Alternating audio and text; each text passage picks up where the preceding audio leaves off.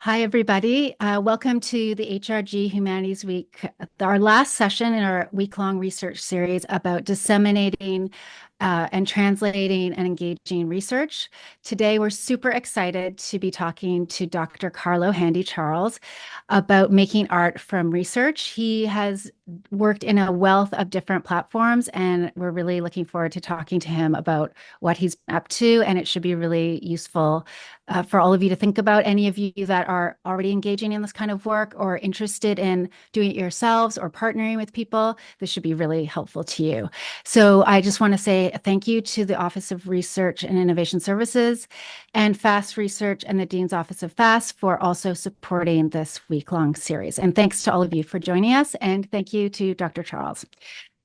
So Dr. Charles is an assistant professor of sociology and a faculty member of graduate studies and the Black Scholars Institute at the University of Windsor. He's also a visiting scholar in sociology at the University of Windsor, the University of Michigan, and he's a fellow at the CNRS, French Collaborative Institute on Migration in Paris. So welcome and tell us a little bit more so we can, as we dig into the work you're doing across all these platforms, if you can tell us a little bit about your background and the kind of work you've done to date. Thank you so much, Dr. Kim Nelson, for the invitation. Sorry, I've been under a cold. You're gonna Yeah, hear me too. all of that. So thank you so much for the invitation, and thank you to everybody who is attending and then people who will be watching later on YouTube. And the University of Windsor for hosting this. This is such an important conversation to have. So just to give people a little bit more of my background, I'm a Haitian. This is the first thing. So I was born and grew up in Haiti. And academically speaking, I am a sociologist by training. So I did a bachelor's degree, a master's degree, and a PhD in sociology. So I consider myself a kind of sociology nerd in that sense. But beyond sociology, I also did another bachelor's degree in psychology, and I did another PhD jointly with my sociology PhD in geography. And then also I have experience as a French teacher in Latin America. So that's kind of my training. And then my research focuses on queer transnational migration. So I basically study the relationships that Haitian migrants form and sustain with Haitian non-migrants back home. And more specifically, I focus on the social, political, and economic impact of those relationships on Haiti.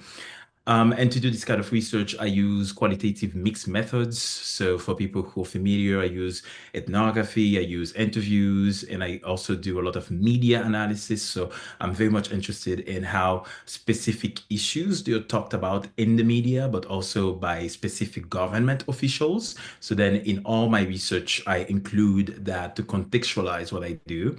And I do not necessarily design and conduct quantitative research, but I also use survey data, statistical data of all forms, policy documents, and archives to contextualize what I do. So I love a macro aspect in my research, and I feel like statistics bring that kind of macro understanding of whatever I'm tackling. So that's who I am as a researcher. So um, uh, for people who are in the humanities and the arts, specifically people who are interested in readings, I love theories, all kind of theories in international migration. But my main theoretical bias, if I call it like this, or Mm, framework, or is class. I love mm, works on class, so I love mm. that. This is what got me into doing sociology at the first place, what got me to continue sociology for over a decade. So yeah, that's my main thing. So I study class and the intersection of class with race and ethnicity, gender and sexuality, migration, but class is really my main thing, socioeconomic disparities. So that's basically me in a nutshell. Great. Well, that's will give us a great context as we go forward and talk about the different art forms you've worked in. I also just want to say for everybody who's in the audience, you're going to have an opportunity. I'm going to take the mic for a bit and ask questions, but you can drop a question into the Q&A at any time. So to do that, just go to the bottom of your screen. There's a question mark in a comment box. You can click on that, type in a question. If you don't want me to mention your name, you can just say no name. And at the end, I'll ask those questions. And also, if you want to come on the screen and sort of join us, just raise your hand and we'll bring you on the screen to ask a brief question. But again, you don't have to hold off on questions. You can pop them in as they come up, and then we'll get to them towards the end. So, to sort of enter into the discussion about the arts that you've worked with, can you just tell us, just lay out the different art forms you've worked in, whether that is seeing it to completion or something that you've started? What are the various art forms you've sort of engaged in on one level or another? Great. So, in terms of arts now as an adult, let's talk about the adult because I started doing all of that when I was only 11 years old in Haiti. So I started with, with poem, with songs, and then I started writing some sketch, some comedy bites, kind of comedy bits. I don't know how we say it in English.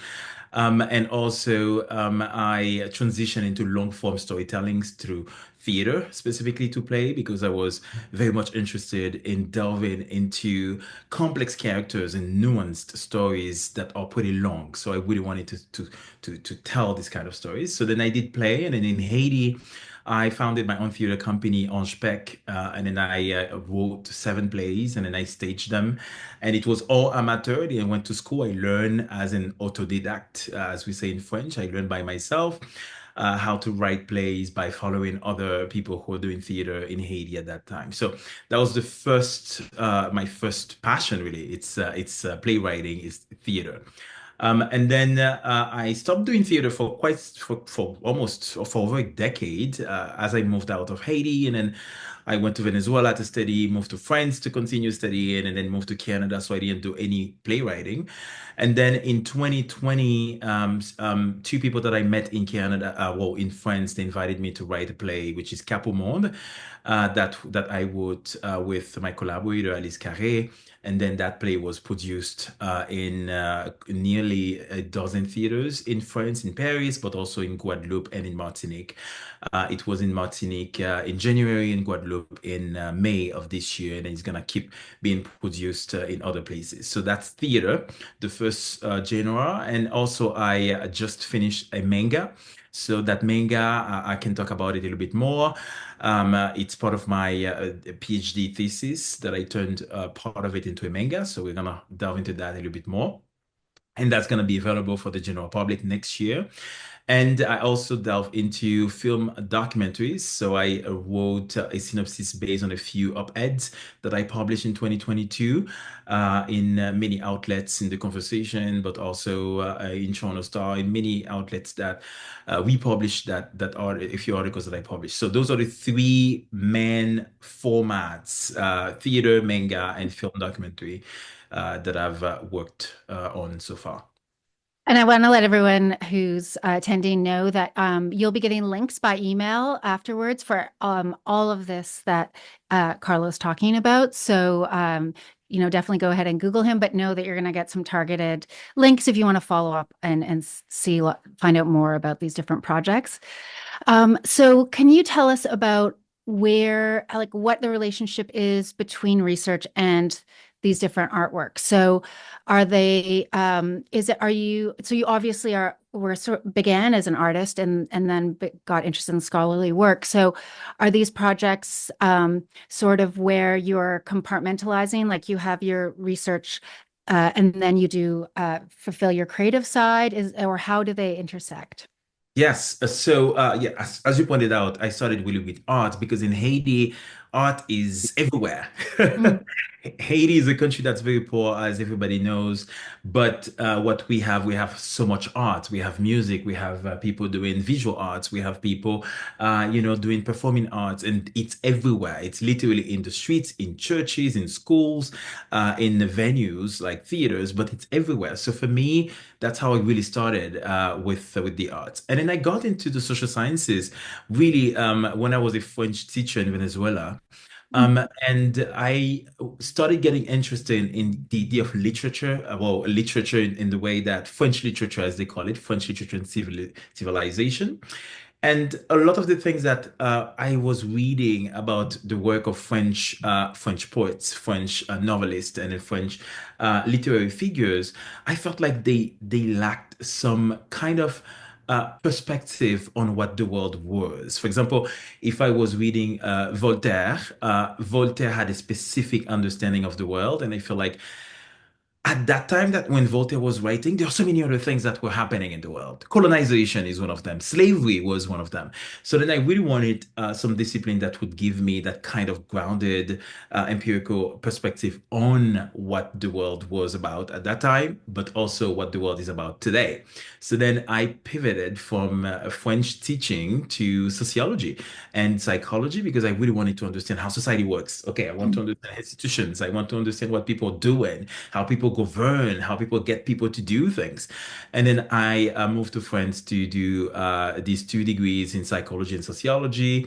I wanted to become a psychologist at first. Mhm. I wanted to have a cabinet and then, see patients and then try to help. And I realized that I didn't want that towards the end of my bachelor's. I was like, mm-mm. And then Mhm. I moved from that to sociology because sociology allowed me to delve into the social, economic, and political context of Mhm. whatever we're studying. So that's really how I started really combining the idea of art with research implicitly because I didn't produce any artwork at that time. I have to say, I was still playing roles in theater and plays, right? Because Mhm. I joined a theater company in Lyon. So I played a role. I was doing some kind of videos for the university. I was still involved with arts, but not as intensely as I'm doing now. So, how do I see the relationship with arts and research? The more I got to do sociology, specifically, the more I got to get interested in the social, political, economic aspects of life, the more I find that there's so many things that are so nuanced and so complex about what's happening in the world that we do not talk about to the general public, right? Mhm. So the general public does not necessarily know because the general public, as we know, not everybody has, access to the journals, the peer-reviewed journals that we publish in. Not everybody reads the academic books that we publish in the university presses that we publish in. And one of the reasons is because people find the jargon that we use sometimes inaccessible to them. And Mhm. don't get me wrong, I love research and I love science. So I'm all for the jargon. I'm all for a good Mhm. theoretical concept. Yeah. Uh, I'm all for a good theoretical framework. I love it. Yeah. And that's what got me to become a professor. But I really saw an opportunity to really translate what I saw in the field work that I did in Haiti, or what I saw in the news, or in the theoretical frameworks in migration, gender and sexuality, and race and ethnicity, into things that people would understand, I would say, easily, than reading Mhm. an academic paper or reading an academic book. Mhm. Yeah, it's interesting. This is something we got into a little bit in our session yesterday about podcasting as research dissemination, and that it's interesting because a funder like Shirk that definitely values, obviously because it's a public funder, they really value researchers who can explain how they have gotten their work to the general public. But sometimes a bit at the institutional level at universities, it's kind of seen as an add-on. And you definitely have to be doing your scholarly research. And we support that, but it's sometimes a hard balance. And I actually think, as long as people respect both, because they're both very important, that it's that they we, that getting these ideas, having them filter through to the public is an important aspect. And not everyone needs to do that, but it is important to have people like you who are doing that work. And especially the ones that, yeah, you can code switch between the scholarly and that way of talking, the jargon that can try to get to very specific ideas, but then can be excluding people, and translating that into a language, whether it's words that are more accessible or images, things that we innately kind of understand. Yeah. Yes, absolutely. And you're right about the difficulty to get that recognized. And I'm so happy to be in academia in Canada because SHIRK, as you said, really values that. There is an entire section on research creation Mhm. for SHIRK. So I'm very lucky to be in Canada and not in other countries where, we would not have as much value added to this kind of work. But you're right, on a regular basis, in academic settings, it's not really something that people talk about. So it's funny to me because whenever I talk to people who are not in the arts about my art projects, Mhm. the one word that all of them use to describe it, and I'm talking about people in my field in sociology and geography, they say, "Oh, this is such a cool project." Hmm. In my mind, it's not just a cool project. It's something that I want people to really understand that I use so then people can understand what my research is.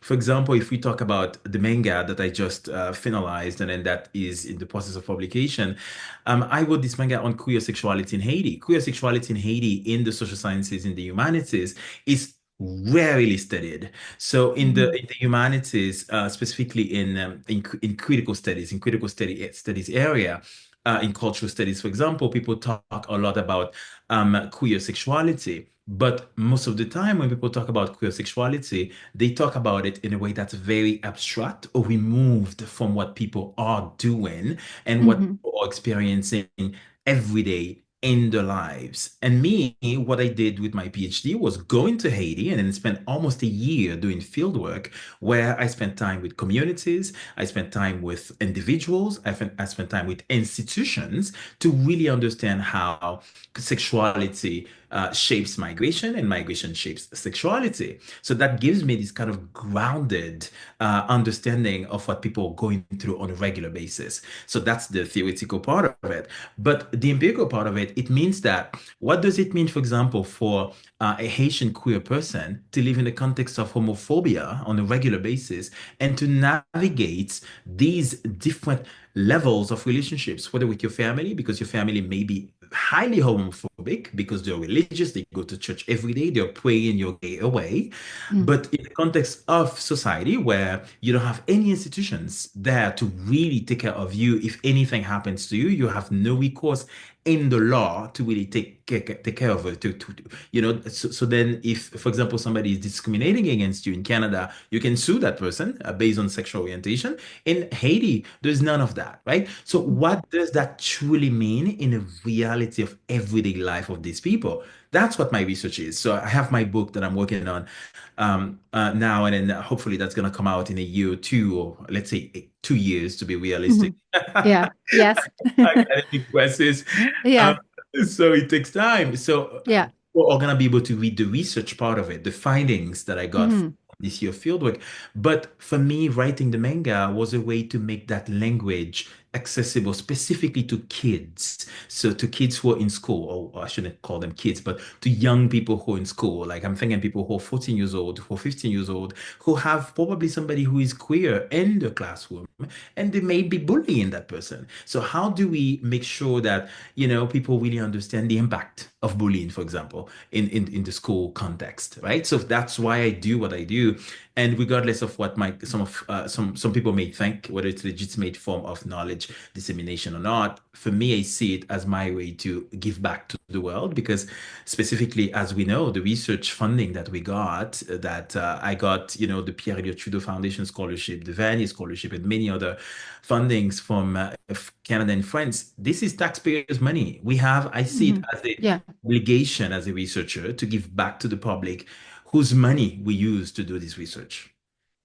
Yeah, absolutely. And then you're crossing, like you're describing, you're crossing generational divides, obviously from the scholarly audience to the general public, but also you're reaching younger people. It makes me think too of I think Linda Hunt in the book Inventing Human Rights. She talks about how in France, these male writers started writing books about women, lower class women, and until that time, and it was a huge breakthrough for people to start to like empathize. That literature was huge in making people empathize with people that were in a different class or a different gender, like people you're not reading about. So yeah, this is really important. So it's almost like you're opening up another front in what you're trying to do with your work, and pursue the same goals, but tailoring it to the audience. We always have to know like what platform we're using and then how to best communicate it. So, and it's Mhm. interesting. I'm also thinking of Yuval Harari published *Sapiens* as a graphic Yes. novel. Yeah, It's graphic. wonderful, right? When I Yeah, read yeah, that, I was like, oh my God, we need more of those, right? yeah, And there are challenges to that. We're going to talk about what that means as a researcher to translate your research findings that you spend so much time, right? yeah, In a way yeah, that's theoretical, that fits your discipline canons and all of that, and into a language that's very accessible. It's not easy. I'm not going to lie to yeah, anybody about that. yeah. it's a very difficult process, but for me, it's really rewarding if now my manga, because it's a project it was a competition, just to give people some context. So it was a competition that was created by the CNRS. The CNRS, the National Center for Scientific Research in France, and like SHIRC in Canada, they're really interested in uh, using new ways to communicate scientific findings to the public, scientific research to the public, and that's how they founded the manga. And the manga also is the project was funded by the city of Martinique.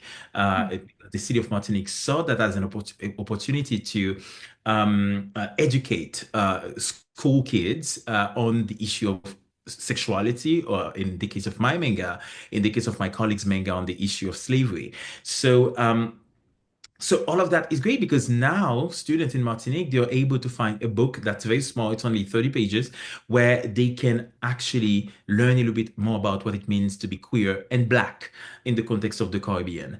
And then what do these people they go through on a regular basis? How to, as you pointed out, Kim, how to create empathy for these Mhm, people, right? And then mhm. the story, I call it the story of Louis, and the story of Louis is really the story of one gay kid and then how they move through their lives, right? Through different periods of their life, how they come out to their parents, how they come out afterwards to their friends. That's what the story is. So then, well, for me, it's a way to get people to talk about this. It's a way to get Mhm. people to really engage in those things that they would not engage in. They can read my book when the book is out in 2 years, but it's not the same thing as creating something that with very simple language that people can engage in now based on what they're living every day.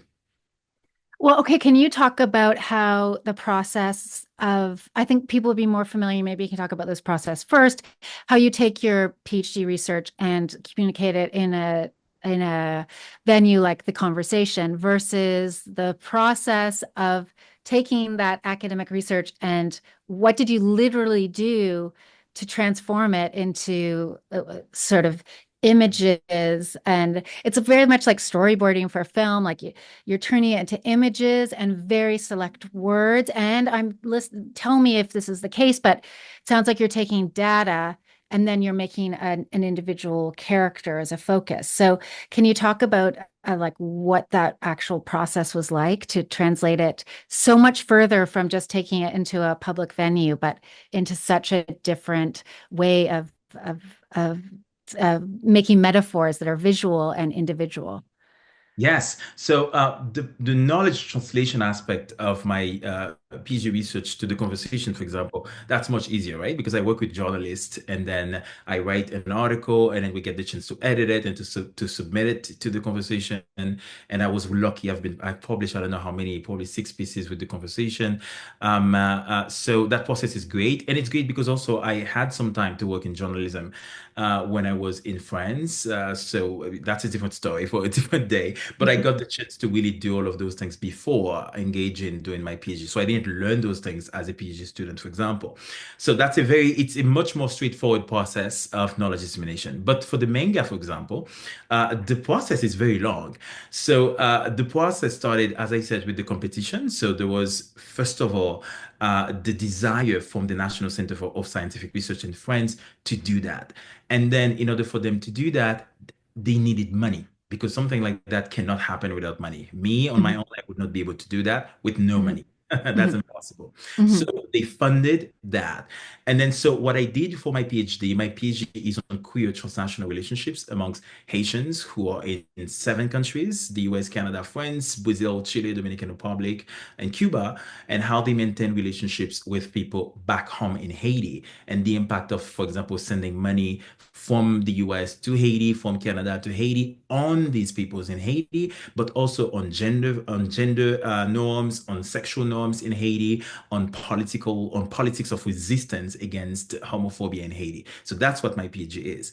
So then to translate something like that, and I engage a lot with international migration, with race and ethnicity, gender and sexuality, geopolitics, and class. So those are the main theoretical frameworks.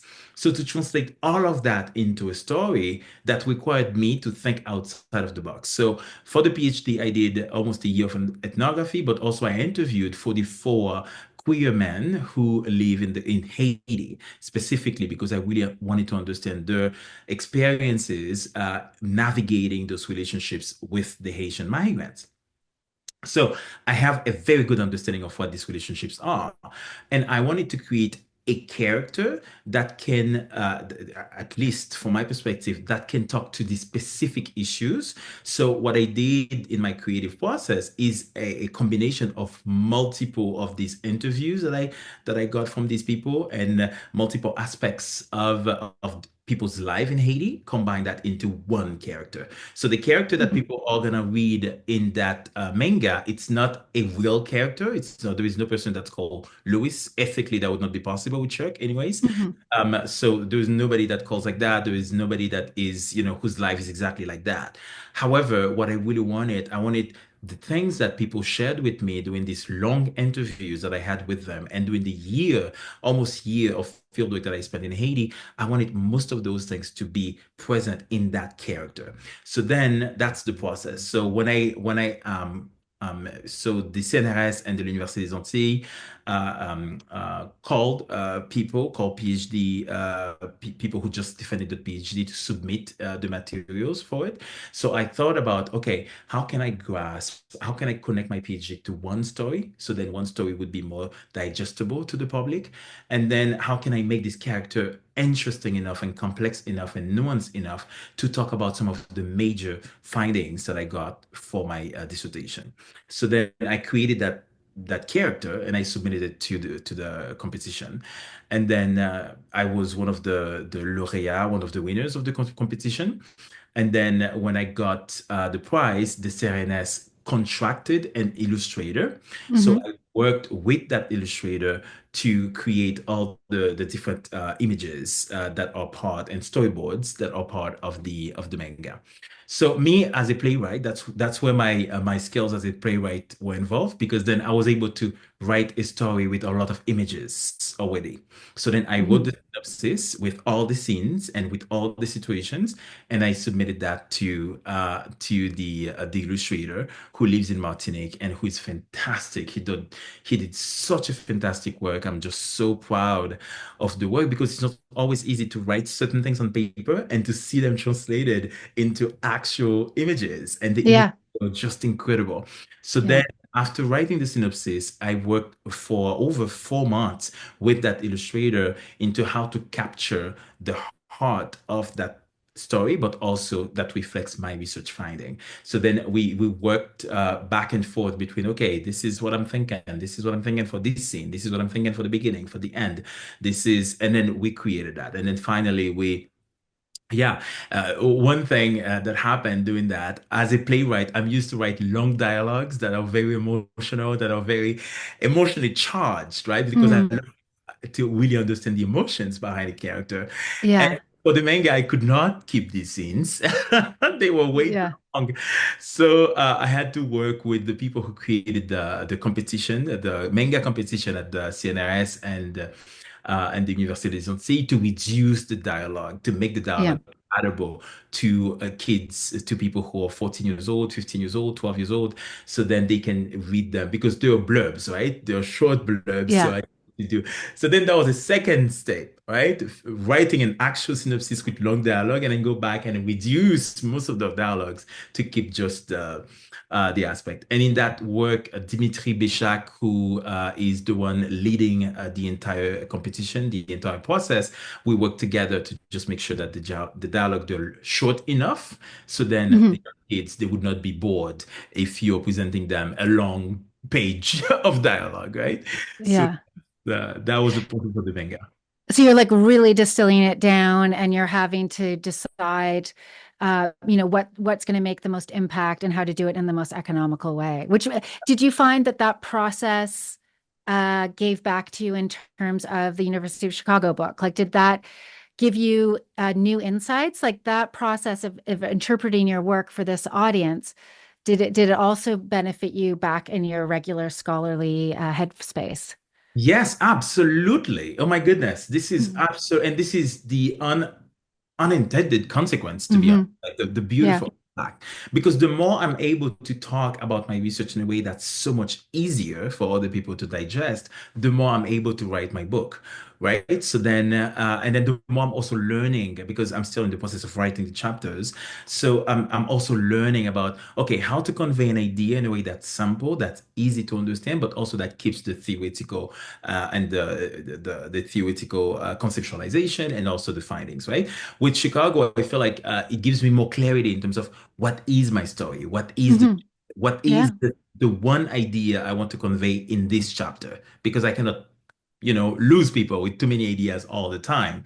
And then, but with the University of Chicago book, I still need to focus on the theories because it's a Mm-hmm. sociology book, and sociologists will love theories. So I still need to focus Mm-hmm. on that, and then keep the dialogue between the different fields of transnational migration and queer gender sexuality and all of that. But it does give me more access to clarity. That's how I feel, and I hope that's the case when people read the book.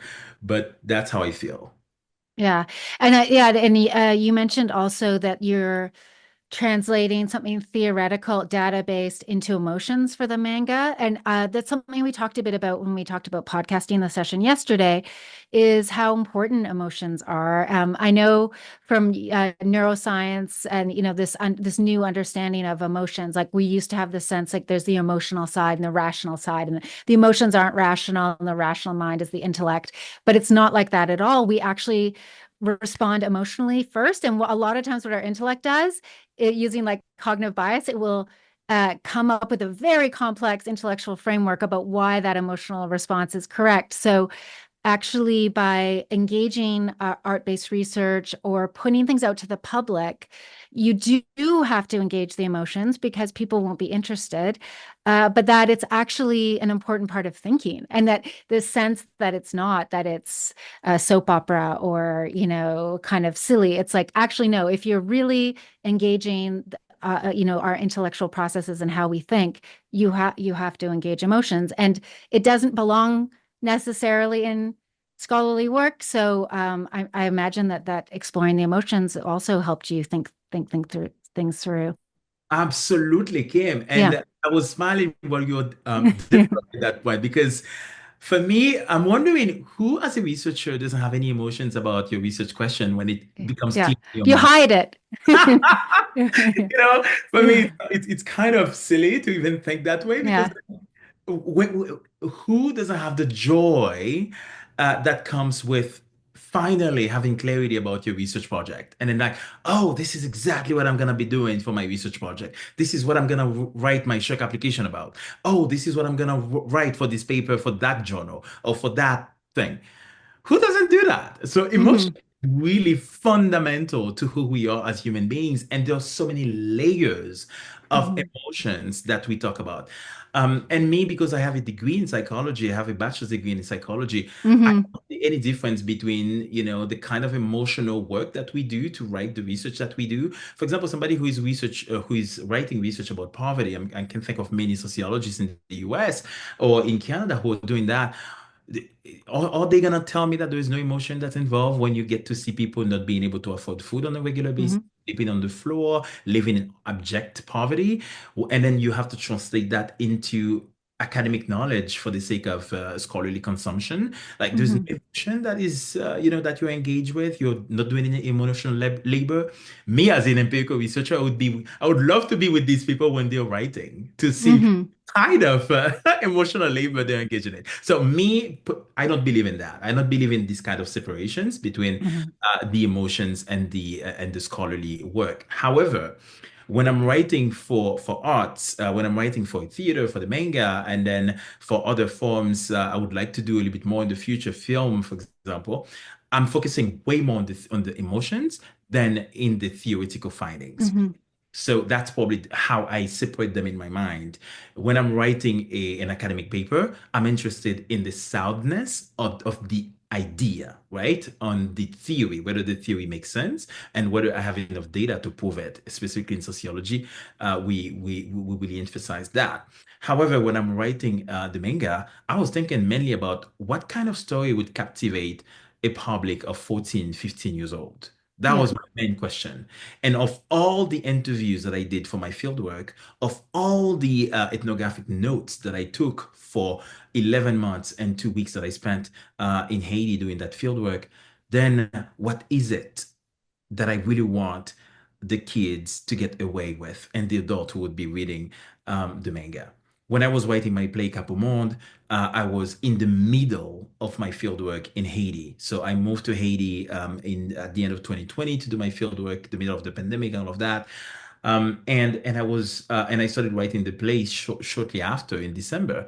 And a lot of the things that I was seeing in the context of the fieldwork, for example, the relationship that people had, a very different relationship and interaction that people had in the context of the pandemic in Canada versus in Haiti. In Mm. Canada, everybody was isolated. I was living in Toronto at the time, and everyone was isolated. People didn't want to see each other. People didn't even want to be close to each other because of the measures of social distancing. Hmm. Versus in Haiti, people were pretty close to each other. I went to the University of Quisqueya and in Port-au-Prince to meet a few colleagues. People were pretty close to each other with no masks, right? So that was the reality there. So then when I saw all of that, and then many other things happened. Some people may remember they assassinated the president of Haiti in July 2021, and then we had all the other problems, the cholera epidemic that we have had in Haiti. We had so many crises with the Dominican Republic. The border was closed. That had an impact on how much food was being imported from the Dominican Republic to many parts of Haiti. People could not find food, medicine, electricity, water, all of those things that I was seeing. And a lot of those things ended up informing the play Capomont that I would do in my fieldwork while I was doing my fieldwork in Haiti, right? And it was the reason I was able to write this play Capomont was because of the emotional journey I was on as a PhD student at that time, doing the fieldwork, trying to meet deadlines to complete my fieldwork, to come back to Canada, to finish my PhD and all of that, while I was going through all the things that were happening in Haiti at the same Hmm. time. And people cannot really grasp it until you're really there, because then, I mean, I was on the phone sometimes with my PhD supervisor, Vic Sazvich, from McMaster University, and then the phone just died because I had no battery. Or I was on a Zoom meeting presenting at this Canadian Sociological Association, and then, or the American Sociological Association. I had to tell these people, please put me first because I have only Mm. 5% on my Yeah. on my laptop, and it's gonna freeze, right? You're Mm. not gonna see me, right? So that's the reality of the field. So then when I was writing that play about French humanitarianism in Haiti and Haitian migration to France, all of that became part of that play. All of that. There is a scene that I wrote in the aftermath of the assassination of the president, a scene where the Haitian character Kenzie is talking about how conflicted he is about being back to Haiti, trying to do things to change the country, and then facing a lot of problems. That was informed by my own experience as somebody trying to do fieldwork in a context that's difficult, but also by the experience of so many people who came back to Haiti trying to help and they couldn't help, right? So my emotions allowed me to write these scenes. And then when I wrote these scenes, I thought about the emotional aspect of it, how people, specifically Haitians, would connect with a scene like that, right? And to be honest, Kim, when I went to see the play in Paris in January when it premiered, that was one of the scenes most people came to talk to me about. When they identified me as one of the authors of the play, they were like, oh, wow, this scene that happened to me 5 years ago when I tried to do that in Haiti. 10 years ago, I tried to develop this school project in Haiti, and my God, it became a nightmare. Or whenever I go back there, I could not. That's the scene, right? And for Hmm. me, if I didn't really capture the emotions of that scene, I would never be able to write it. And that's what art allow me to do that I know an academic paper would not allow me to do. Okay, and I did want to talk about couple months, so I'm glad you started talking about it. So, can you explain what the relationship was of that play? So, we know with the manga, it came directly out of your PhD dissertation. How did the play intersect with the research that you've been doing? Yes. So the play is about, as I said, the relationship between two characters that we wrote. I co-wrote the play with Alice Carré, who is a very well-known playwright in France. Alice Carré works a lot on colonial amnesia. So she's worked on many post-colonial context of countries that were colonized by France. So Algeria, Congo, and then Haiti. So we worked together on that play. And Alice Carré is a very good, is a fantastic playwright. It's a fantastic dramaturge. So we worked together on that play. So before we got to do the play, we've known each other since 2018. So we had already talked about the idea of working on a play together on Haiti since 2018, but it didn't happen until the end of 2020 when we decided to do it. So the relationship with my research specifically, as my research is on Haiti, about Haiti, with Haitians. So what that research brought all the realism of Haiti to that play. There are certain things that Alice Carré, if she were to write that play by herself, would never be able to talk about because, well, Alice Carré and I, we traveled to Haiti together in 2018, but she is not Haitian. She is a white French playwright. So she many things that she would not be able to understand from a Haitian perspective. So my research really contributed to that, contributed to the realism of what it means to be a specific kind of Haitian from the perspective of migrant and non-migrants. And then one of the main things that I brought to the PG, and that's why they commissioned me specifically to write with Alice Carré, was that, as I said, my main focus in my work is class, even though I don't say it Mhm. explicitly. And the company was very interested in the socio-economic aspect of the former French colony that Haiti has become today, right? What are the impacts socially, economically, and politically of France on Haiti today? And then this is what I studied. And at that time, I remember I did one of the comprehensive exams I did when I was doing my PhD at that time was an exam on race, ethnicity, and immigration. And that we talked about race and class. And then the Black Jacobins, for example, that beautiful book was one of the books that I rewrote. So then Mhm. Alice was pretty much interested also in the intersection of race and class in the context of a post-colonial country. And then me, as I was doing research on that specifically, part of my PhD is also that. Then Alice, I was able to bring that theoretically grounded, but also empirically grounded understanding of class and race. So to put it in simpler terms, really in the play, I was able to talk about what does it mean for a Haitian, for example, to live today in Paris, in Lyon, in any of the cities in France, to try to make a living for themselves, to take care of the family members of the friends back home in Haiti or even in France by accessing socioeconomic upward mobility. But at the same time, that Haitian may be very aware of the entire history of colonization that France engaged in Haiti and the impact of colonization on destroying Haiti. And one of the impacts of French colonization was that the French government, after they left Haiti, they required they really made it mandatory for Haiti to pay for them to recognize the independence of Haiti. And Haiti paid over 150 million francs or, which was the currency at that time, which is an equivalent of almost 20 something billion dollars in our currency today, that Haiti paid from 1825 to 1952, Mhm. over a century Haiti paid. So then Alice Carey, as a playwright, she was very much interested in how we can talk about the gravity of such a thing, to ask a former slave country to repay you that much money when their country is not doesn't have education, doesn't have electricity, doesn't have internet, doesn't have anything, and then you're benefiting from them to just recognize their independence, right? And then so we really wanted to put that in conversation with French people who were going to Haiti to do humanitarian work. What does Mhm. it mean for a French person to go to Haiti to save Haiti when your own country required Haitians to pay over 20 billion something US dollars in our currency in terms of independence debt, right? Mhm.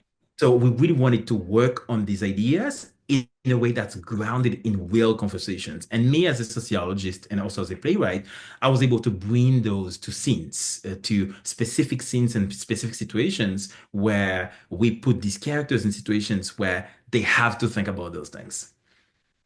Okay, so with the manga, I can envision that this might be assigned in classrooms, and in the future, you'll probably meet with young people that are affected by the work. That's in the future, and so it has that delayed reaction we're more, familiar with in academia. But what was it like for you? The play was performed so many times in so many places to be there and see the audience's reaction immediately. Like, how did that affect you? Well, some people may not love to talk about emotions. I cried when Mm. I sat in the premiere of that play. Alice Carey and I were sitting next to each other, the two authors of the play, and I cried. I was like, "Oh my God, I cannot believe all of these words that we spent time working on. They are now being said by actors, Yeah. actually seen on stage, and then they were actually being, being talked about." So it was a beautiful thing for me to just be able to see that, to see it. And then during the premiere, we had a curtain call where, a curtain conversation, kind of like post-show conversation where the public stayed for an hour. And we talked. I went to the stage. Alice came to the stage, and the director came to the stage. Olivier um, Jablonka, Coulon Jablonka. So we all went to the stage, and then we talked about the process, the creative process of the play. And it was beautiful to see how people engaged with it, how people received it, and some of the emotional scenes that Alice and I we wrote together, and then to see how people were reacting to these scenes, and then how universal they find these stories, because not everybody in the public was Haitian. Some people were from other ethnicities, but they were still able to relate, especially when it comes to migration. Some people, you don't need to be a Haitian immigrant to really understand what it means to be an immigrant. You Mhm. definitely have something similar with Haitians in terms of you left your country behind, and then you're trying to create a new life for yourself in a country where you don't speak the language sometimes, you don't understand the social, political, economic system, culture, you don't understand it. Culture is something that's tricky. It takes time to understand culture. And then you're trying to make it, right? And then you're also going through and facing so much discrimination sometimes. So for me, it was great. I was able to see the play not just in Paris, but also it was in Montpellier. So some students came, some Haitian students who are international students doing the masters and PhDs.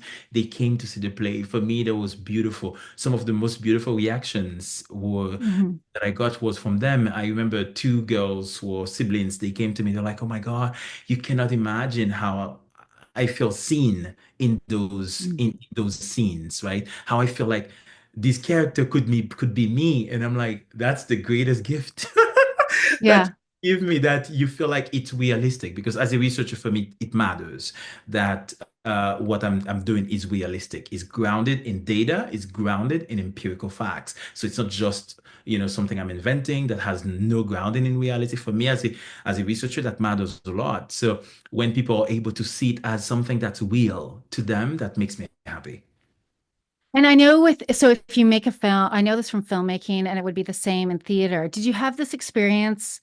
It's really interesting. So when you make a work and you see it in a public audience, and if you see it with a different kind of an audience, that you actually, in a way that you can't do in an abstract way, you actually experience the work from their point of view. Like if you have a sense, maybe a different generation, a different socioeconomic group, whatever, that you actually you pick up on different things and think about how it's being interpreted by them. Have you had that experience of like seeing the play in a different way because you saw it with different audiences?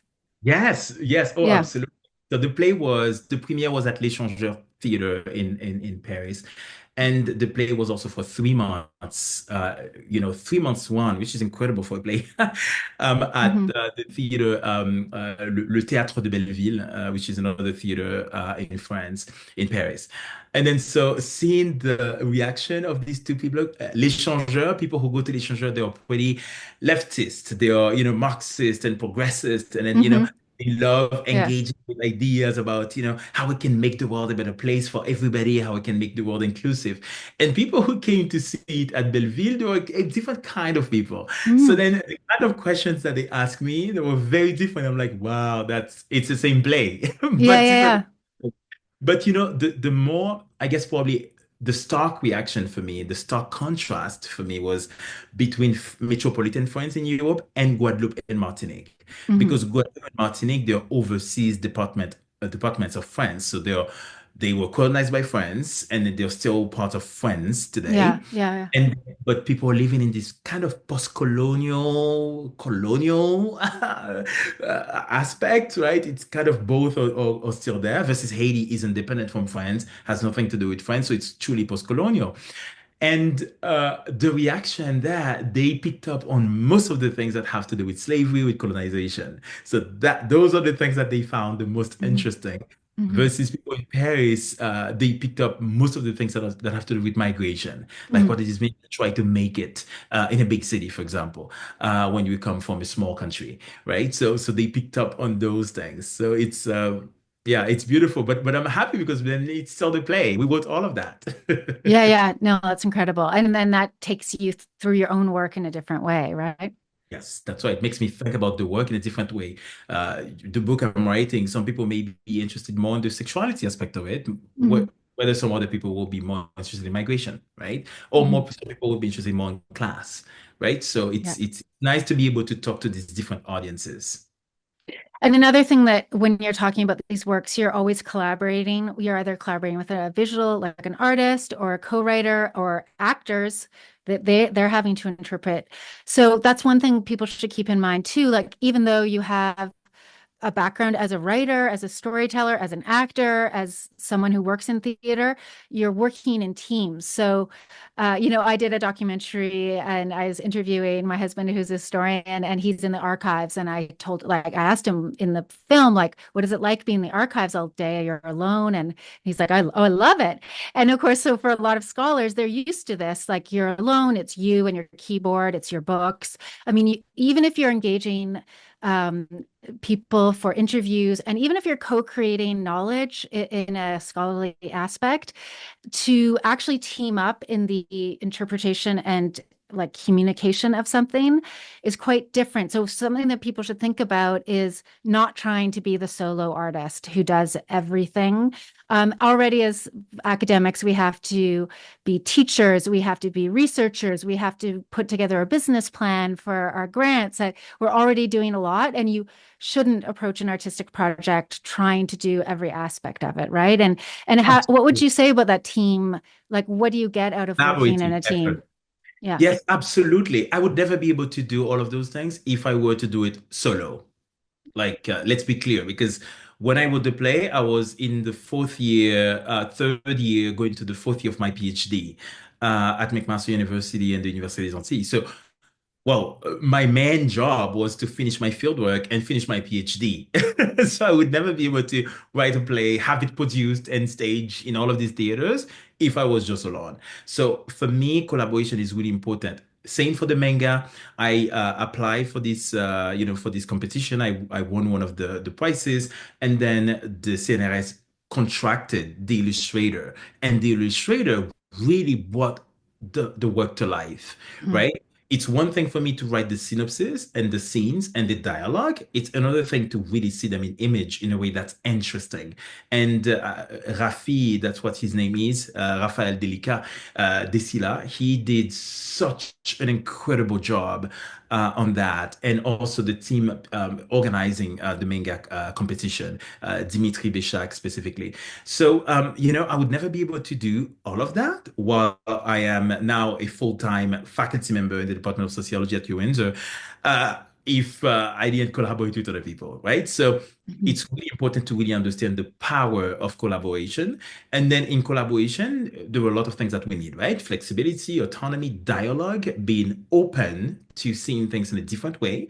Because when you're doing your research on your own, you're the boss, right? You manage your project, you know what Yeah. you're doing, you go with your own pace, and then you try to do things the way you want to do. But when you're collaborating, you're inviting somebody because they have a value to that project. So you really want people to really feel valued in that project. So for me, it was, I'm not going to say natural because I had my own theater troupe, I had my own theater Mhm. company in Haiti. So for me, I'm so used to that because then while I wrote and directed all the plays in Haiti, I needed Mhm. my friends to play the roles. I needed sometimes my Yeah. family members to play the roles. I needed my classmates in school to play all of these roles. And then more professionally with Capomond, which is a professional theater company, they hired actors. They paid those actors to go to those different cities to stage the play, right? So I need to collaborate. So, and I was very lucky that they involved me in the hiring process of the actors. So then I had a say on, okay, who is a better suited person for that specific character. I was very lucky. Some people may not do that, right? Because as a playwright, sometimes you write a play and then you give it to the director, and then the director Mhm. does all the work. You're not very involved. But for me, my collaboration with Olivier Coulonja Blanca and Alice Carré and the Moukdon Theatre Company was a very close collaboration, and I loved it because they got me involved in multiple aspects of the play. So collaboration is key. Being open to work meaningfully with other people is key, and I believe in that. Right. Mhm. Well, my scholarly book, I'm writing it on my own because it's my dissertation. So, Mhm. right, I cannot collaborate with other people on that. However, I really believe in the power of collaborations. Okay, so final question because there's already some questions in the Q&A. Could you tell us a little bit about what the process has been like so far with working in film? Like, where is that at, and how is that different from working in theater? Yes. So, and then again, we're gonna share all of these links to people. People can see those. So in 2022, when I came back to Canada after my field work in Haiti, and I was going through my data, I was doing what the boring part of work, right? Hmm. You sit down, and then you have to translate those interviews. You have to create your interview, your kind of analysis kind of structure. Okay, what I'm gonna analyze, how I'm gonna structure the dissertation, what I'm gonna say in this thing and that other thing.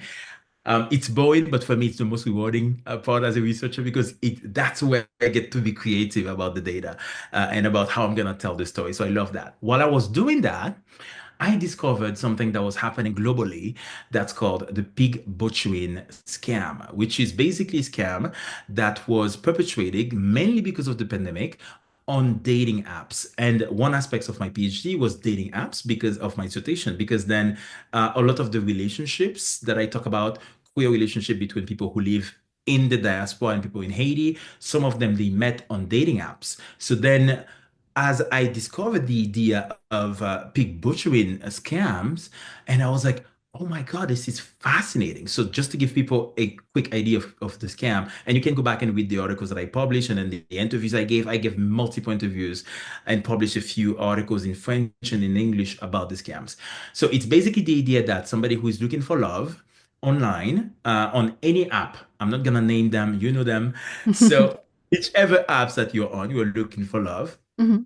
Then there is somebody who creates, on the other hand, a fake profile, presenting themselves in the best way possible. So sometimes they're CEOs of companies, they're directors of operation, and blah, blah, blah.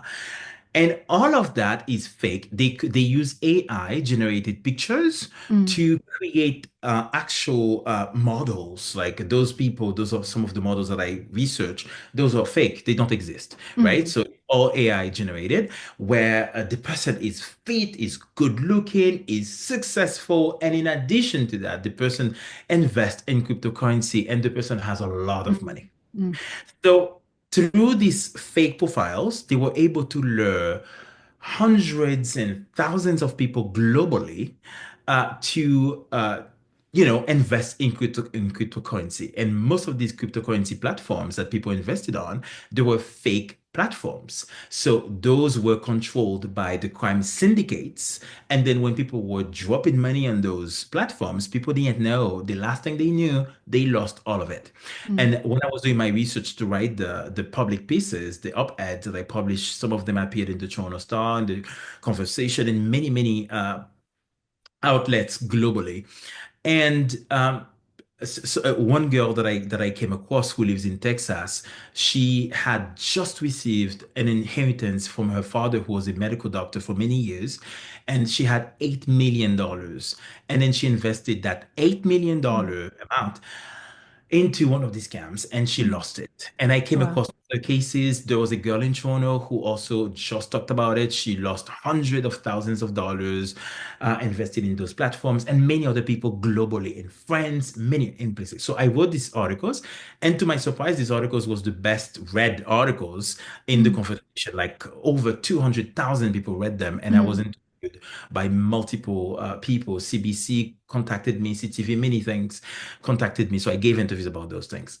And then as I developed this, some people approached me and they told me, maybe you should turn this into a film documentary. And then so that's how that project started. And then so a good friend of mine with whom I wrote an article, Mark Osmond, we wrote one of these articles together. We started working on the synopsis of the film documentary. And then so we wrote it and then we submitted it to a producer in Toronto, and the producer submitted it to a film production company in Toronto. And then so it took a good year of back and forth Hmm. discussion and conversation to try to make it happen. We went to several meetings with these people, and then at some point, the producer told us that they had submitted the synopsis to the board meeting, and it seems like it was going well. But at some point, we didn't hear from them for months. And then I was finishing my dissertation, my PhD, and I was like, you know what?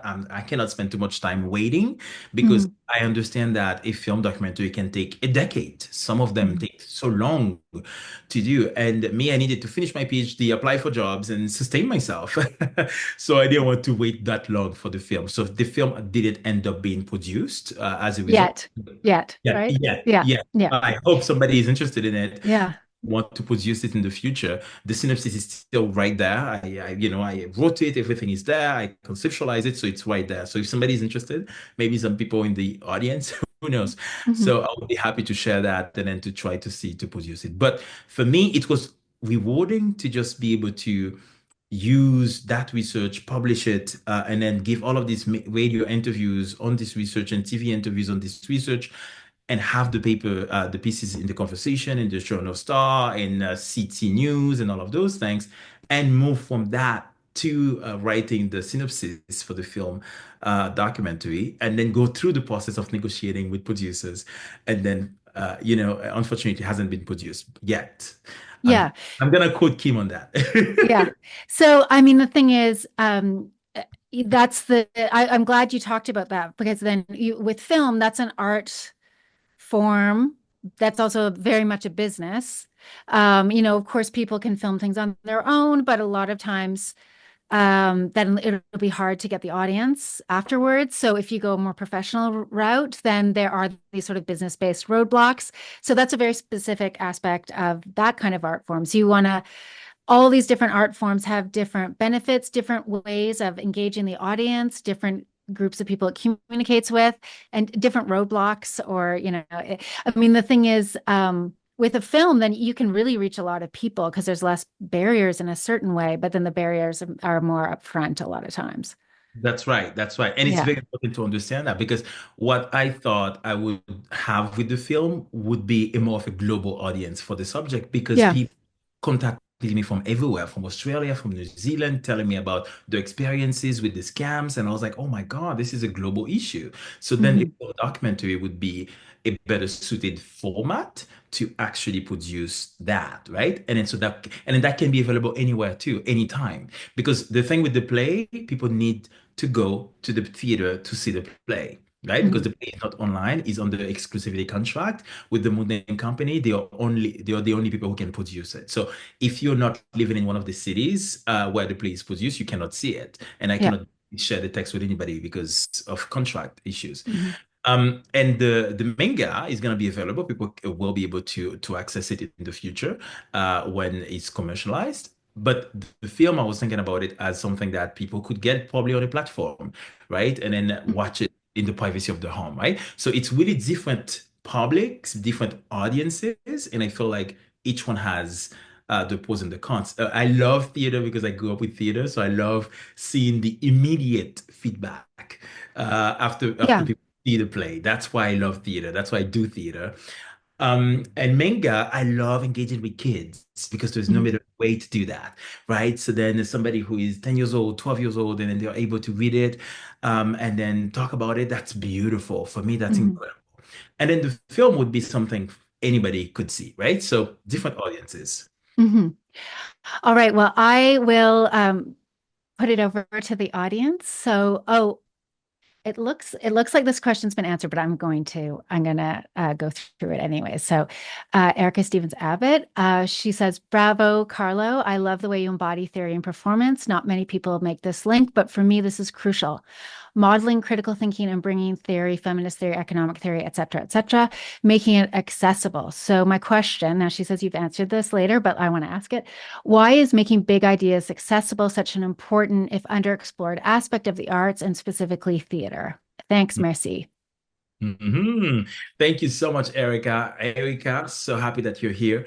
Yeah. Um, Yeah, so why is making big ideas accessible to the public? Well, for me, it's because sometimes people do not get the nuances and complexities of the idea. Let's take just one, class. Everybody has a specific experience of class. But when me, as an educator, as a teacher, I ask people, what is class to you? My Mm, goodness, you would have 1,000, a million different answers to that question, right? In the social sciences, the humanities, in the scholarly community, we have developed the concept of class and we have developed it in specific ways, in very nuanced ways, right? If I talk about sociology, but well, not just sociology, Karl Marx, for example, most people would remember, talks about the idea of capitalism. Max Weber talks about the idea of connecting religion with the development of capitalism, right? The ethics, the Protestant ethics in the origin of capitalism, and many other people in the scholarly world talk about class. So for people who are immersed in the scholarly discussions, we get a pretty good understanding of class and a pretty nuanced understanding of class if you follow these things. Same for migration. However, for the general public, sometimes they just have a very abstract idea of class and not necessarily grounded in reality. So then, through my artwork or the work that I do for the general public, I want people to really understand what class means. When we say somebody is from a working class background versus a middle class background or an upper class, what do we truly mean in reality? What kind of income are we talking about? What kind of living conditions are we talking about? Are we talking about, for example, somebody who is in middle class? What does middle class mean in 2024 today, where most people cannot afford most things in Canada? Most people cannot buy a house because there's not enough money for the down payment. Most people have difficulty going to the grocery stores and then find food for $100. You need way more to be able to feed your family, to feed yourself. What does it mean to talk about class in those concrete, real terms? And how does class shape our life outcomes when it comes to, okay, your education, your access to healthcare? For example, if somebody in Canada today, they want to go to a hospital and there's a wait list or for like 6 months, you cannot get a specialist to see you, or you go to the emergency and then you have to wait for 30 hours. Well, somebody with more money can just cross the border, go to the US and pay the money and get the attention. That's class, right? mm, So that for me, as a researcher, I bring this kind of concrete, grounded understanding of my subjects, class, international migration, gender, sexuality, race, and ethnicity to my characters. So then I make people, I hope at least, to make people really grasp the nuances and complexities of those things. And then we don't talk about class in a way that's general. We don't all say, oh, we're all from middle class in Canada. What does that even mean? Right? So if all of us who are from the middle class in Canada, who is the upper class? Who are from mhm. the working Yeah. class? Like, where are they? Mhm. So for me, that's how I see really using theories to inform my characters and the situations I put them in. Okay, we've got another question here from Jayashri Mohanty. She says, the question is, I just finished a mixed method study examining the resilience and mental health of newcomer refugees and immigrants. After listening to you, I really want to use artwork to disseminate the findings to the public, especially to newcomer youth. Can you please give me some suggestions or simple ideas about how to do that? And thanks so much. Enjoying the talk. Thank you so much for your question. I so appreciate it. So it depends on which one you want to do. So when you're talking about youth, for example, what's the age range, right? Sorry, age range. So what's your range? Like that's very important when it comes to the medium, right? So if you're using, for example, manga, you need to think about what kind of story you can tell for a specific public. If you're interested in kids who are 6 years old versus 14 years old, the gap is different, right? So you really need to think about those things first before you even approach somebody to work with as an illustrator for a manga, for example. That needs to be very clear in your mind because if it's not, it's going to be much more complicated to translate your research findings into digestible, palatable language, that would suit a specific public. So having an idea of the age is very important. So some sample ideas. There are many ways you can do that in Canada. So in my case, I was lucky to win one of these prizes and then to have my manga produced quickly. But I know if I weren't, so it would be much more a longer path to get that, right? Because you need to apply for funding, because you need to pay somebody to do that for you, and nobody will do it for free, except if you have the skills, right? So you need to think about how much funding you're gonna need, what's the timeline that you're working on, and one thing about arts, it's not quick, right? The play, we wrote it over like a year and a half, and it got produced almost 2 years after.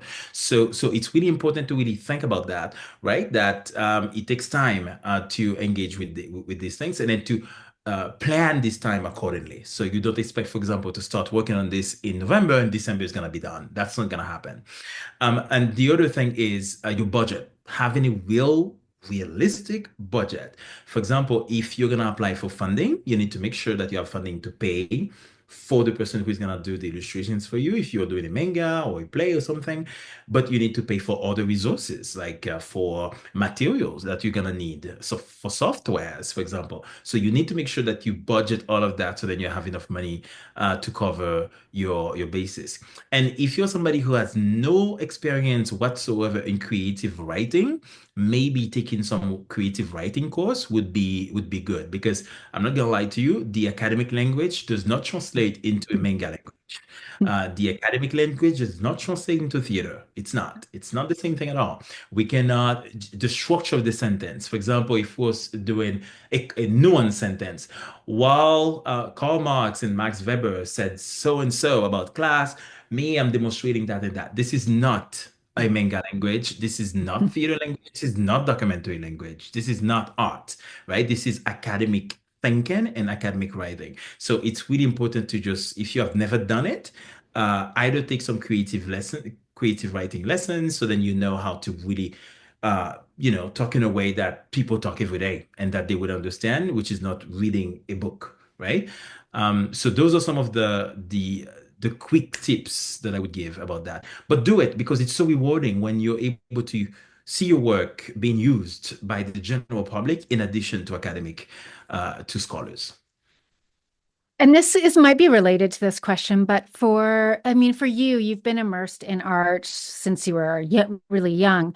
If you think of maybe some colleagues or just somebody who doesn't have that background, maybe they've been the bookish type all along, what would you say to somebody who's like inspired by your talk or interested in doing these kinds of dissemination methods for their work, they haven't done it before, and like you have touched on some of them, but what would you recommend to them if they wanted to like dip their toe in these waters and try to pursue it?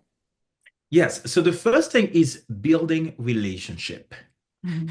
You cannot, at least as I know it in the art world, you cannot just come up and do things because it's a different field from academia, right? Academia is academia. The same thing to be a professor, you need to study, you need to have a PhD, you need to have a master's, you need to have something to become a professor, to have legitimacy, to have a sense of authority in your field.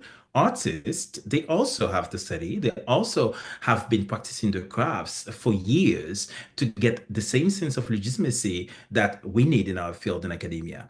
So if you've never done it, then you need some training. You need some understanding of that. And the best way to do it is through building relationship. So for example, if you're planning on doing that, I would say start building relationship now. If you want to do theater, go to see a few plays in your local theater. Go to see how these plays they speak to you or not, right? If you want to work on a specific project, reach out to a theater director, reach out to a playwright, reach out to somebody, and then just talk about the idea. Don't necessarily delve into writing a project if you don't know who you're going to work on Hmm. immediately. You need to just have an idea of how your project is perceived, whether it's feasible, the same things that we do for our grant applications. We need the same things, right? You need to really focus on those aspects, right?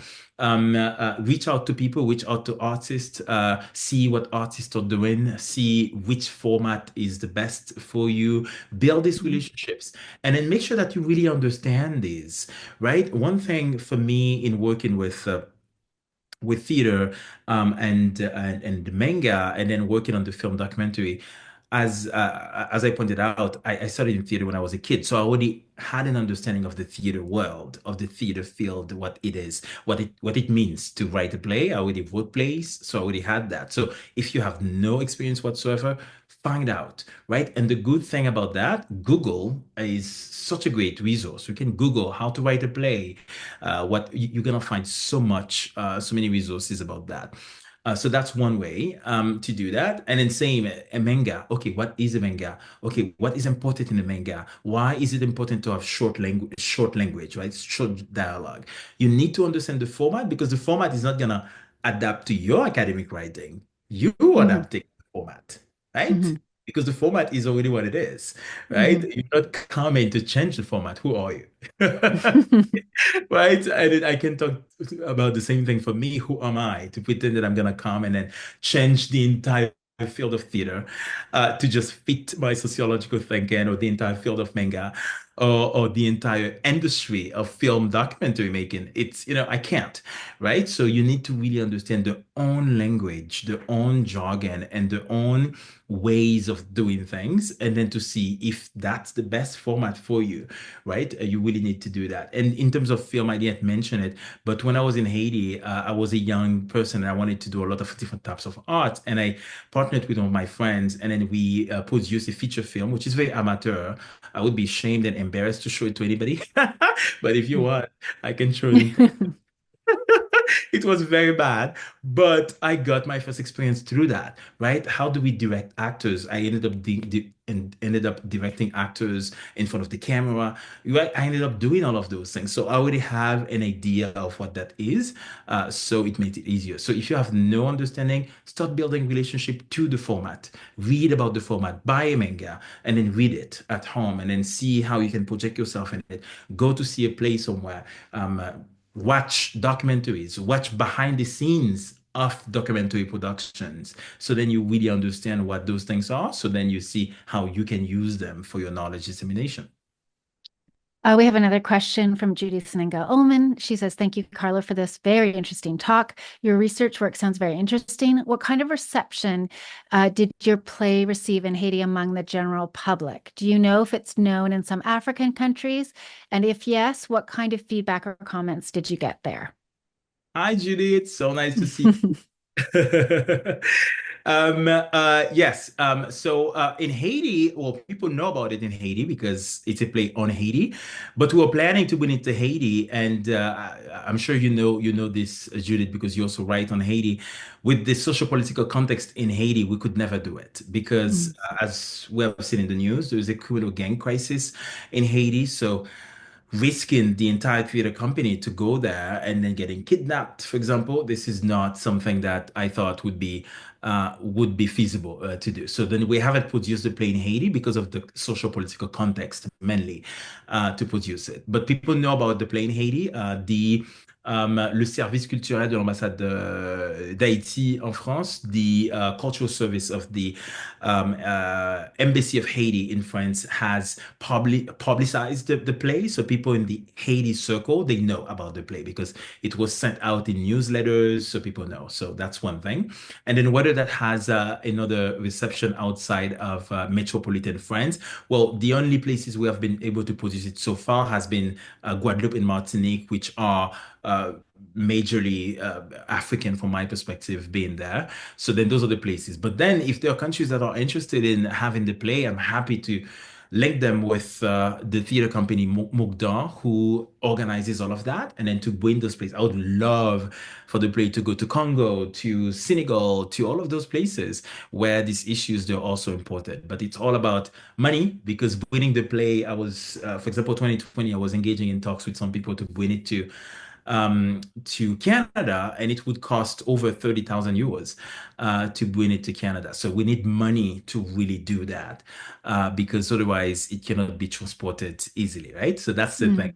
The thing with the book, I can write a book and then it's published. People can buy it anywhere on Amazon or through the University Press website. But the Mhm. play is an entire production. So, they need to transport the entire team working on the play, including the actors. So that costs money, right? But Judith, if you have some ideas, If you have connections. no. Great. Well, that's it for the questions from the audience. And so we can wrap it up there. But, thanks. It's been so inspiring. I think that even the people that are maybe a little nervous about this idea will be really, really inspired by what you've talked about. And so thank you so much, Dr. Charles, for talking to us about your work. And again, Judy says, merci beaucoup. And again, the audience members will all be getting a range of links to follow up on what we've been talking about, so you can follow up on all of Carlo's work and find out more about it. So, good luck to you, and we're really and hopefully the play coming to Windsor. And thank you so much for your time. Thank you so much, Kim. So I have to say I'm in the process of writing a next play that's gonna be for the next 2, 3 years, as we know productions are long. So yeah, so hopefully people in Canada can see one of my artworks, specifically theater, in the future. So thank you so much for having me. Thank you to everybody who attended. Yeah, the So, mercies and thank yous are coming in. So great talk. So thank you so much. thank you very much, Kim. Bye. Bye bye.